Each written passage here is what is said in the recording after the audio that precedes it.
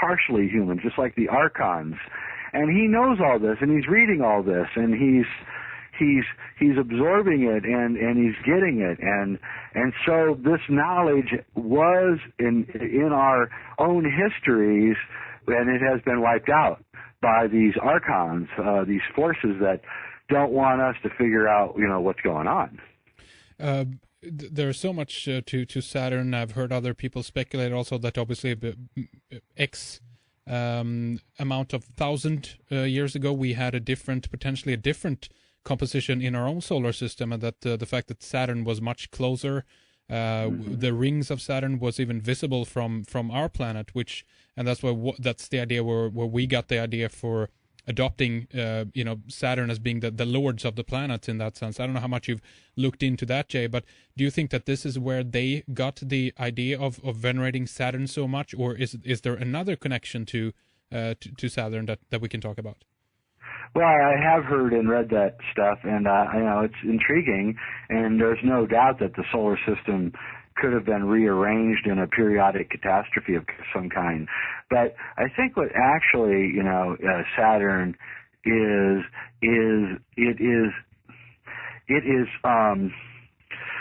a device that is creating linear time in the solar system. It's a timing device, and it's a higher dimensional timing device that allows a semi-linear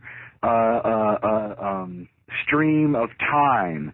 And this is being done because the only way that certain powers can get things done is through taking us out of a polychronic world, i.e. hunter-gatherer or farmers or people who don't really, they just get up when the sun goes up and they go to bed when the sun goes down, to a monochronic world where we can all meet on airplanes and create machines and factories and go to work all at the same time. And so Saturn is the god that sets us. He sets us into something, and then we can't get out. And it's a trap. It's a time trap. And that's what I think Saturn is. And I think all the symbology around Saturn shows that it's a time trap. And he needs human sacrifice to keep going. In other words, old man time it turned into young baby time only through the sacrifice. Mm-hmm. Yeah.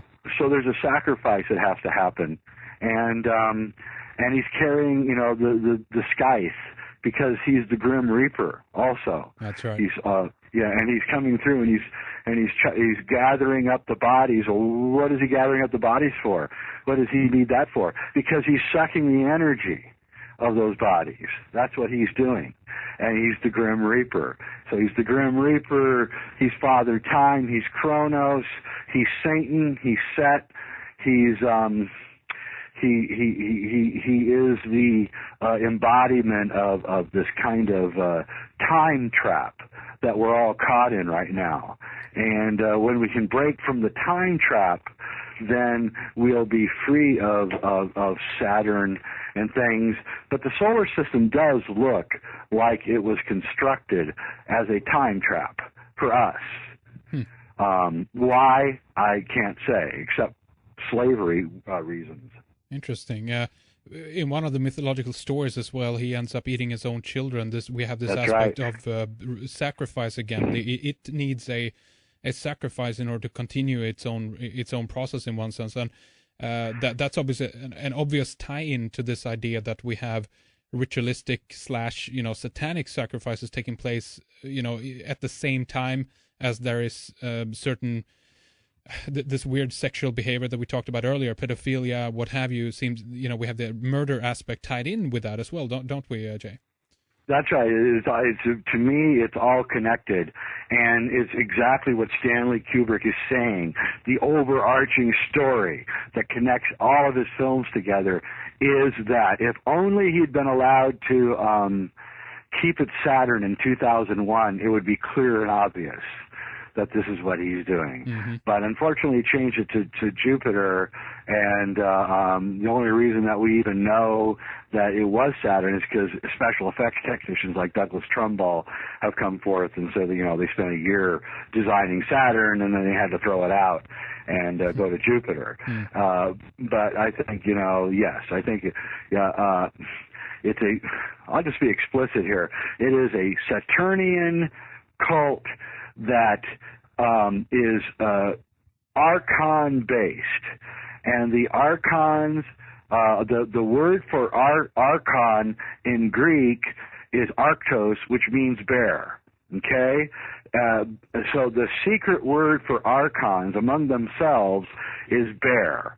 And he put bears all over his films, everywhere, all over him. In AI, the kid has a genetically modified teddy bear. That's right. And he's saying, and think about this: who would want to buy a 12-year-old lifelike boy that never ages? Would a mother really want a boy that never ages, never gets married, never goes to college, never has a job, never has a career? No. There's really only one group that would want a boy or a girl that would never age. Okay? Kubrick had to know this when he started it. And I believe, and I can prove, and I will prove, beyond any shadow of a doubt, that he was making a conspicuous film about a pedophile cult that was using these robots. And it was going to be explosive, believe me. Interesting. I mean, overall, the bear cult seems to be one of the oldest animal worshipping cults there is on the planet as well. If we look at some of the art around the world in many of the cave systems and so forth as well, bears are always coming up in one way or another. Now, do you personally believe that this has to do an astrological connection to Ursa Major, or is it, as you say here, is it more on the nose obvious that this is tied to Saturn then in some way? Are you saying? Well, I have to get into kind of like odd hyperdimensional physics, but it's like if you want to enter into the Earth stream from outside, you've got to come in on the North Pole. It's a hyperdimensional thing. It take me an hour or two to explain it in the physics of it. But the path of least resistance would be to come in at the North Pole. But the ancient texts, the Nag Hammadi, they insinuate that the archons come from the region of Saturn. Now, a lot of people think, it means Set or Satan and all that. And it may be. I don't know. But so I believe that they enter in through the North Pole, and they come down in here and commiserate with us, and they suck the life of the planet and of us, and that's what they're doing. And they're keeping the planet and us on life support so that they can continuously drain our energy. They love war and death. And the three religions of Jupiter or Jehovah are the warrior religions, the religions that want to kill and destroy. And I guess the ultimate wet dream of the chief archon is for the Islamists, the Christians, and the Jews to just murder each other in a gigantic ritual bloodbath. Right. And that does seem to be what is going on here. And the people who think that there's a democracy coming to Egypt are out of their minds. Muslim Brotherhood is one of the most radical organizations possible. Islam is, I'm not going to make any friends here, but Islam, as John Lash says, is the third variation of this disease, and it will be the worst. So we have a very dangerous thing going on here where a Saturnian cult, or a Jehovian cult, is going to take over the world, and this Jehovian cult is ruled by a secret Saturnian cult. And it's really quite terrifying, and I don't know what's going to happen. Some of my favorite cities in Europe are being destroyed by the Islamists. I'm sorry to say it, but they're ruining everything, and they're ruining the United States. And these people are fanatics and scary, and they follow a vicious, bloodthirsty, warmongering God, basically.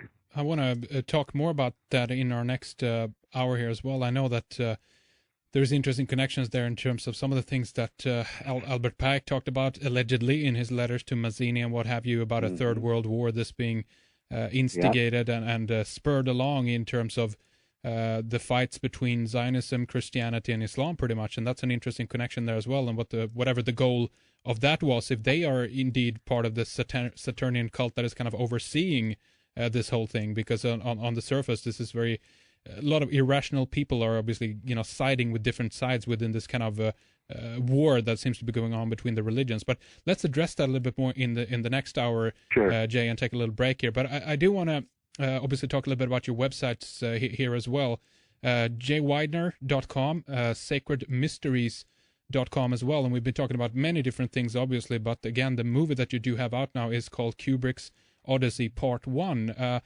Now, do you have other websites or other things you'd like to mention and plug to our listeners here before we round things up with first hour, Jay? No, that's it. Just if you're interested in the new film Kubrick's Odyssey, or my other film Infinity, The Ultimate Trip, or any of our films, you can just go to sacredmysteries.com. It's all available. It's any country can play them. It's universal coding on the DVDs. And if you want free stuff, a lot of high weirdness, then go to my own website, jweidner.com, and read my reflections of my inner madness, I guess. All right. Well, the websites here again then. jweidner.com and sacredmysteries.com. We will have these linked up on redexpressions.com as well. Do take a look. Very, very interesting stuff for you. Out of the rain, when you're strange, no one remembers your name. When you're strange, when you're strange.